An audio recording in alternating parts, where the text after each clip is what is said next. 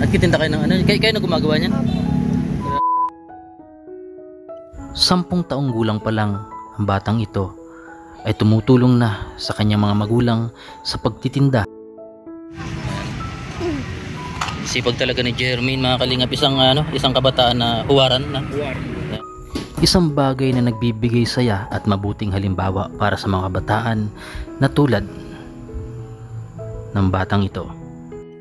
Sa murang edad ay nakakaisip na para guminhawa ang buhay.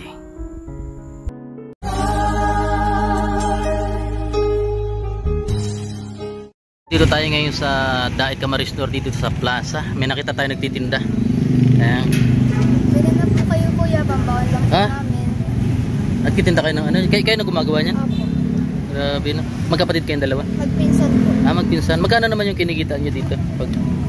Nasa 100 plus po. 100 plus? Ano yun? Tubo lang o kasama ng puhunan? Kasama na po yung po.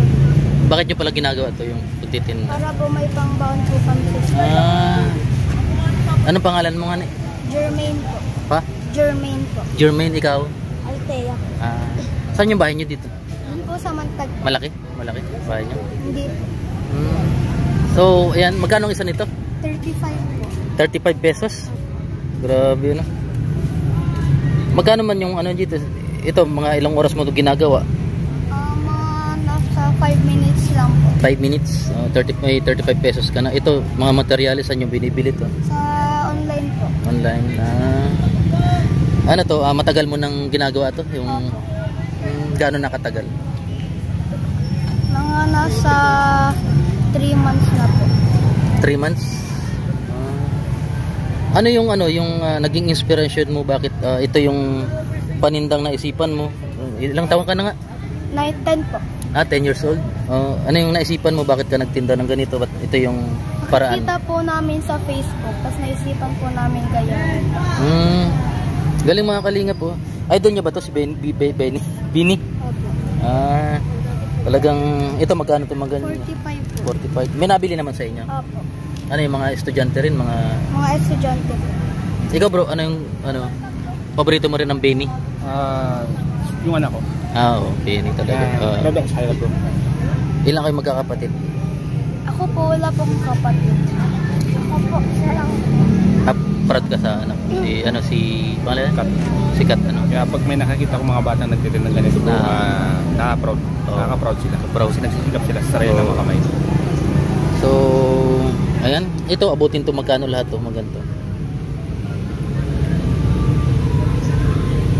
Dito po, at 25 lang po. 25 mga ganito. Di 50. 100. Alam mo pinakamabenta sa inyo dito? Yung mga bracelet po. Bracelet. Mga estudyante rin na. So, ngayon may benta na kayo? Opo, nasa 100 lang po. Bali, 4 na yung bumili. Ganun. Ayan po si Charmaine. Ganda ni Charmaine, no? Pwedeng artista. Ano? Maganda sa personal. 10 taon ka na. Yung mga magulang mo, anong trabaho ng mga magulang mo? Yung mama ko po, nagtatrabaho po kay Attorney Laganson po. Attorney? Laganson po. Ibig sabihin, may kaya man pala kayo? Magkano sahod niya? Ewan ko po.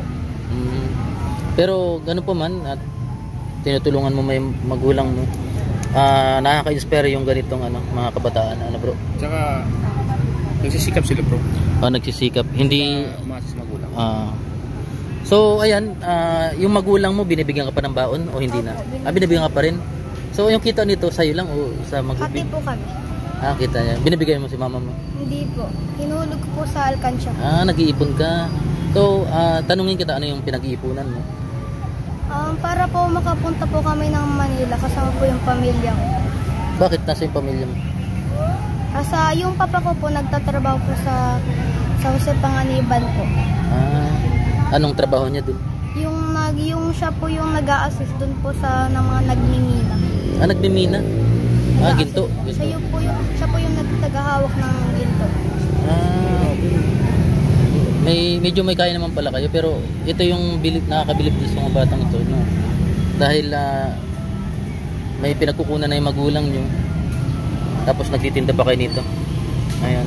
Yun yung iniipon nyo Gusto po namin maging huwaran po. sa mga kabataan. Opo. Grabe, no? Ang galing nung ano niya, yung pagka determinasyon. Ano? So, Sikap. bata pa. Ito mga sticker na to. Ano lang po, 3 pesos isa. 3 piso. Ito marami mabenta siguro to. Ang dami pong paninda. No. Ayan. Anong apelyido mo nga ni? Vasquez po. Ha? Vasquez. Basket. Pag bukas linggo, magtitinda ka pa rin dito sa plaza. Pag Sabado lang. Ay, ibig sabihin pag Sabado na dito ka. Galing naman. Ayan mga kalingap. At napaka-believe si Jermaine. Jermaine. Ano yung pinaka-paborito mong karakter dito sa... Ito? Pinakamaganda o magaling sumayaw? Maganda po. Pinakamaganda. Bilang bilang kabataan, ano yung may papayo mo sa mga bata na yung katulad yan, sino yung nagturo sa iyo magtinda ng paninda mo? Natuto na lang po kami bigla. Tapos nung kumikita na kayo, parang gusto niyo na lang ulit-ulitin. Ayan. So, ayan, ang bait ni Jermaine, no? Maging doktor po. Doktor. Ayan. Siguro ito baka sa ilang dekada, siguro malaki na tong Negosyo. pero gusto mo rin maging business woman, siyempre bago matupad yung doktor, muna yung yung talaga nagsisikap bro, grabe. Kasi alam mo, itong paninda nila bro, dito basta-basta. Ha? Dito basta-basta. Hindi talaga. Pinaghihirapan nila. Ang Mm. pagtublang nito, mahirap na. Pwedeng hindi man ako bibili, bigyan na lang kita ng kunting okay lang. Ay, congratulations bro. Bibigyan sila ng mga bata. Oo. Malaking tulong sa akin. Malaking tulong siguro. Kumain ka na ba? Kumain na ba kayo? Hindi pa po. Pauwi pa. Maya po. May kunti ako dito na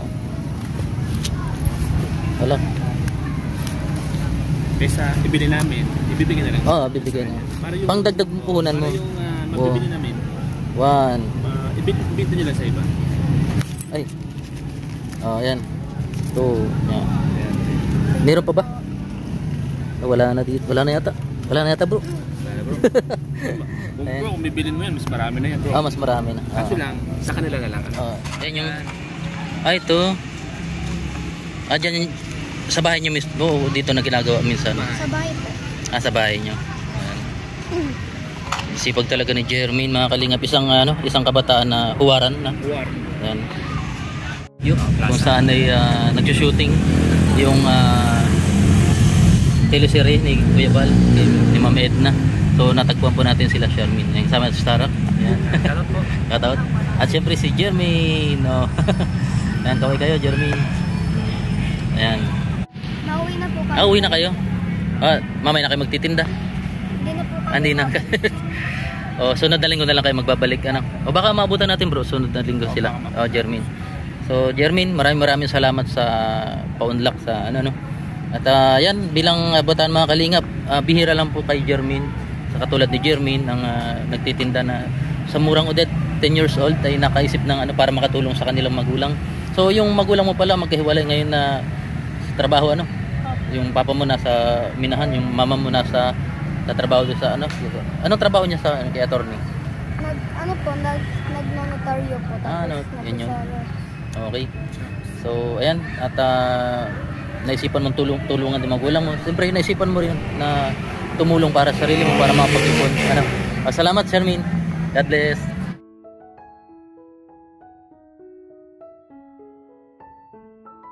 Dapat bihira lang po tayo makakita ng ganung mga bata na sa murang edad ay tumutulong na sa kanilang mga magulang. At kahit alam nila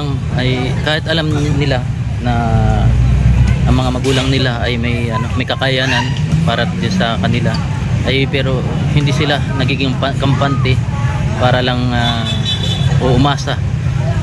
Ayan.